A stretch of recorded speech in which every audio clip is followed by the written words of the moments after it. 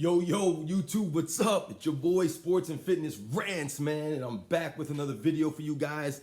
Thank you for watching my videos. Please click the like button, subscribe to my channel, man. It helps me help you guys, all right? Yo, I got a good, interesting video for you guys today. It's original, man, all right? And, you know, there's been a lot of talk made, obviously, you know, about Michael Jordan lately. You know, a lot of people have been attacking him in the media for whatever the reasons are. He's been getting a lot of flack lately from people, past players. You know, obviously, Scottie Pippen, comes to mind. But it seems that a lot of people these days. And and I think a lot of these people, maybe they didn't see Michael Jordan play. Obviously Scottie Pippen played with Michael Jordan, so he obviously did. So whatever his issues are is something else. But I'm talking about like how when you go on social media, a lot of these younger NBA fans. I wouldn't even really call them NBA fans. We know what kind of fans they are. But anyway, there's been this attack, and that's why my on the 80s and the 90s specifically, and that's why I made this channel. I made this channel specifically in mind for 80s and 90s basketball and to rant about fitness or whatever. But it just seems to me like right now, the 80s and the 90s era NBA players, they need some help, man. Right? They need some people out here to put out the word, man, to put out the truth, and speak on how things were. In the 80s and the 90s, and that these guys weren't just some also-rans, non-athletic plumbers or cab drivers or lawyers or whatever these kids on social media call the players from the 80s and 90s. And I've said this in other videos that I've made. The reason that is because they're trying to discredit Michael Jordan's era. That's all this comes down to, folks. But the funny thing is, or not the funny thing, but the flip side of that is that by diminishing the 80s and the 90s, they're also diminishing other all-time greats such as Magic Johnson, Larry Bird, Isaiah Thomas, Dominique Wilkins, Dr. J played in the 80s, Charles Barkley, Moses Malone, Kareem Abdul-Jabbar, Dominique Wilkins, David Robinson, Hakeem Olajuwon, Patrick Ewing, just a lot of players that played in the 80s and the 90s, Shaquille O'Neal, Alonzo Mournings, the Penny Hardaways of the world, the Alvin Robertsons of the world, the Sidney Moncriefs of the world, the Michael Coopers of the world, the James Worthies, obviously a plethora of players, Tom Chambers, Kevin Johnson. There's just been a lot of guys that played in the 80s and the 90s, man, that were really great players. Reggie Miller, Chris Mullin, Tim Hardaway. I can keep going on with names that pop into my head, but you get the point. Gary Payton, Sean Kemp, right? Karl Malone, John Stockton. So anyway, now, so that's like I said, that's the flip side, is that you're also diminishing all those great players, because if the era of the 80s and 90s is weak, right, that like some of these people would try to make it seem, then that would mean that all those players that I just mentioned would also be weak. And we all know, anybody that watched 80s and 90s basketball, that wasn't the case. Now listen, I've said this before, just because one era is different than another era, we're not saying that era is greater, or better or anything like that, or another era is lesser. A lot of people who are fans of basketball, that have watched basketball, they always appreciate the previous eras, and they respect what these players did before them, because that's the pathway for you to follow. We wouldn't get to 2020 if we didn't have the 2000s, right? And we wouldn't have the 2000s if we didn't have the 90s. And we wouldn't have the 90s if we didn't have the 80s, and so forth, right? So everybody needed each other as a stepping stone to that next era, okay? You learn from the previous eras, and hopefully you improve upon it. Now, I feel like over the last, I don't know, 5 or 6 years or so, I feel like the NBA was sliding. I feel like this year the NBA seems to have been an uptick almost, but I feel like the previous 4 or 5 seasons, the NBA was kind of going downhill, man. You know, obviously the pandemic didn't help, but besides the pandemic, I feel like the quality of play was just going down because there was so much emphasis on scoring and no emphasis on defense. There was no balance. You know, the NBA didn't have any balance, right? And now I feel like over the last year, you know, especially in this year's playoffs, you see it. Some of these teams like the Boston Celtics and the Miami Heat, they're playing some old school kind of basketball. You know, it's not completely old school because, you know, that way of NBA is gone, but they have peeled it back a little bit closer to the 2000s, the early 2000s, with the physicality and the way that they're allowing them to play. And you see it's affected some players that we questioned whether they would be able to perform the way that they had been performing in previous eras due to the lack of physicality or the lack of, emphasis had been put on defense. You know, and the guys who come to mind would be a guy like a James Harden, obviously, who people were trying to compare to guys like Kobe Bryant and Michael Jordan as far as his scoring prowess was concerned. In that little window that I just been talking about from about 2015 to about 2020. Guys like Trae Young, you know, who they were putting up these crazy numbers. Would they have been able to do that in these other eras where it would have been a lot more physical and they wouldn't have gotten a lot of these foul calls? But so where I'm going with this, in the point of this video, is to, try to explain, something that we all know watching basketball from that time, the 70s and the 80s, the 80s and the 90s, as being a very competitive and being a very physical and being a very popular time of the NBA. I mean, the 90s, for all intents and purposes, guys, was the most popular time of the NBA's history. And it's no coincidence that the NBA's brightest star was Michael Jordan during the NBA's brightest time period. Okay, the time period where they made the most headway as far as reaching the masses overseas and things of that nature, even getting, the casual fan to be tuned into the NBA due to people like Michael Jordan. That's what Michael Jordan brought to the table. He brought the casual fan into the NBA, or he brought the NBA to the casual fan. You know, people who never watched the NBA or followed the NBA were following the exploits of Michael Jordan. And, one of the reasons that was is because of the aura that surrounded him, and also the beauty of his game, right? You often hear, if you watch old NBA games with the Chicago Bulls, and depending on who's doing the commentating in the game that you're watching, you'll hear some interesting things said.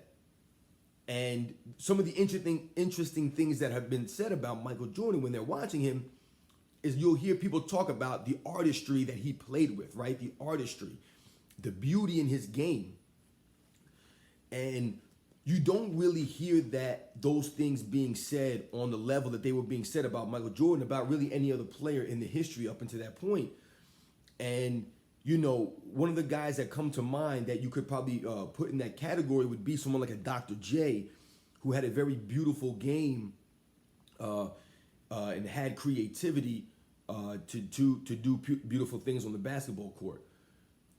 You could associate Magic Johnson with beautiful basketball in a different way than a Michael Jordan or a Dr. J, but Magic Johnson's galvanizing personality and the way he played, the way he passed the ball has never really been duplicated by anybody else in history. Now, there have been guys in history who have been flashy, quote unquote flashy, but they didn't do all the things that Magic Johnson did, along with the flashy passing.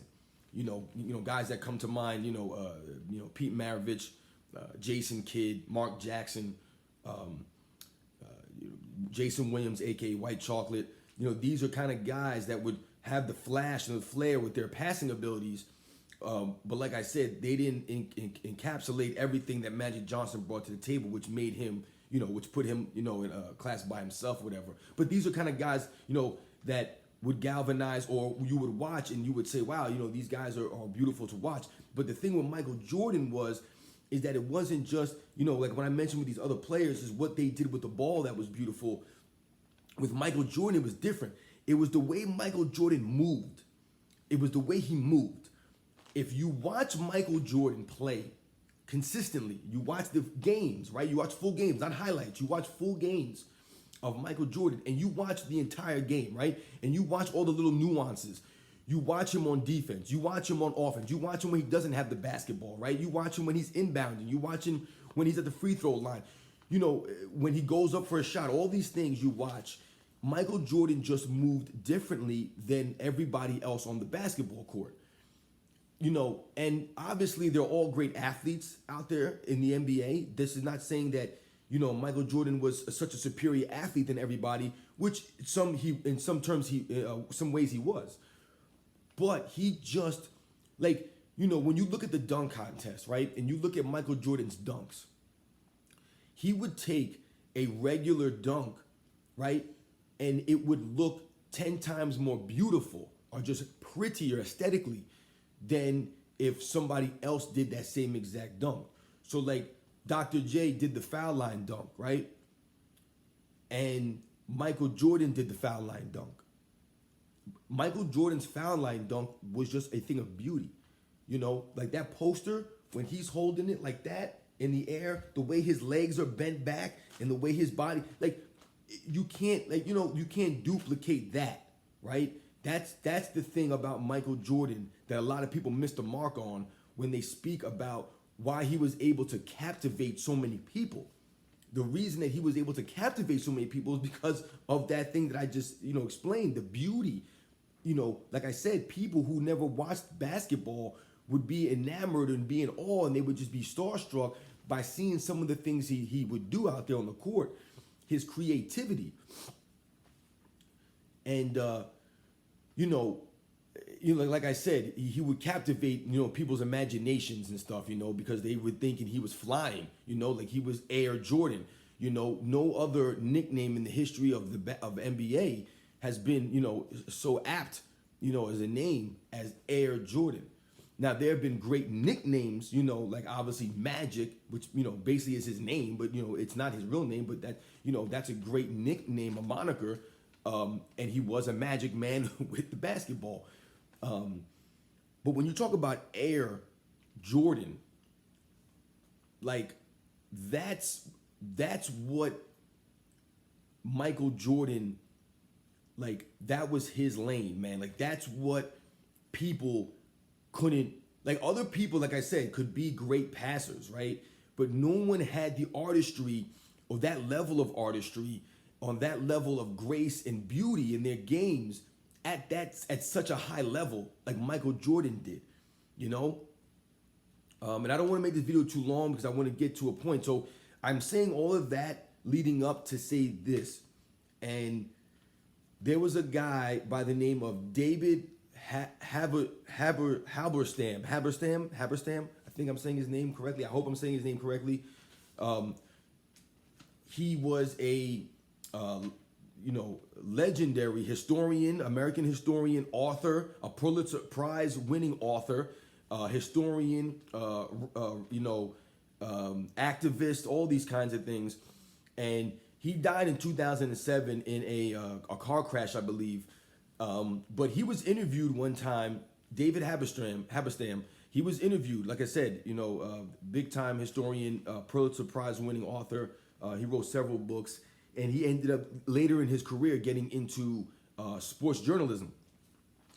And they interviewed him one time for one of those Michael Jordan documentaries. I don't know if it was Airtime or it was one of those videos that they came out with. And I believe it was after his second retirement. I believe the video came out. Anyway, they interviewed him for the video. and they played a clip of part of the interview at the end of this documentary, right? Or at the end of the video. And he said, they asked him about Michael Jordan. And the best way, I guess, to basically explain how great he was or how much he meant to American history and American culture overall, right? And he says, in quote, "If a friend from Europe comes to me and says, 'I'm in your country, what do I see?'" Now, pardon me, guys, I'm looking down. I had it written it down, make sure I got the exact quote right? So you guys hear what I said, right? If a friend from Europe comes to me and says, "I'm in your country, what do I say? What do I see?" Right? So this is what he's saying. He's saying that if he had a friend from another country that had never been to America, what would, and they asked him, what do I go see? He says, this is his quote, "Go to the Grand Canyon, take a river trip down for a couple of days." Now, I've never been to the Grand Canyon before, but supposedly the Grand Canyon is one of the greatest, wonders that we have in America, right? So he says that, right? Go to the Grand Canyon and take a river trip down for a couple of days. And go to Chicago and watch Michael Jordan play. He's who we are. That was his exact quote. He's who we are. He says Michael Jordan is an American original. He's an American original. So what he's saying here, now this is his words. Like I said, David Halberstam, I hope I'm saying his name right. I may not. I'm sorry if I'm not. Rest in peace to him. So you see that someone like him, this guy was a historian, an American historian. So he understood when he's speaking from a historical context. He understands history. And he's calling Michael Jordan an American original. All right? And what that means, or what I believe that he means when he says American original, is that there's no other country that has anything of the equivalent of Michael Jordan. Like, he's an American, he's an original. Like, there's no other duplicate of Michael Jordan. You're never gonna see anything like that again. He's an American original. And he says that he is who we are. Okay? Those are huge, profound words from a historian, a Pulitzer Prize winning author, right? He was a journalist, those are huge words when he says he is who we are, okay? So think about that. You have a guy who's an historian, a Pulitzer Prize winning author, which people, if you don't know, the Pulitzer Prize is the highest honor that a writer can achieve, right, for journalism, okay? So he's saying all these things about Michael Jordan, about telling someone, if they're not from this country, what should I go see? You need to go see Michael Jordan. I'm telling you right now, because you're not going to see that again. So you need to go and see this man. And that's what Michael Jordan brought to the table that a lot of players that he played with and people who came after him and before him, they weren't able to achieve that level of beauty and artistry and the way to get the casual fan into the NBA, right? Michael Jordan was able to reach people on a certain level that no one else has been able to duplicate. Even to this day, Michael Jordan is still more popular than any current NBA player, okay? That's telling you guys something, right? So I appreciate you guys watching my video, man. Please click the like button, subscribe, share, whatever it is, man. You guys know. And this is your boy Sports and Fitness Rants. I'm signing out. 80s and 90s basketball, we got to stand up for these guys, all right? Y'all be good.